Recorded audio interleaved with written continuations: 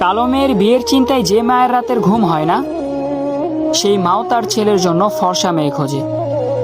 বেকার ছেলের চাকরির জন্য যে বাবার রাতের ঘুম হয় না, সেই বাবাও তার মেয়ের জন্য চাকরিজীবী জামাই খোঁজে। নির্মম হলেও এটাই বাস্তব যে দিন শেষে সবাই 16 আনাই চায়। কালো মেয়েদের নিয়ে অনেকে অনেক যুক্তি দিচ্ছে, আমি তাদের সম্মান করি।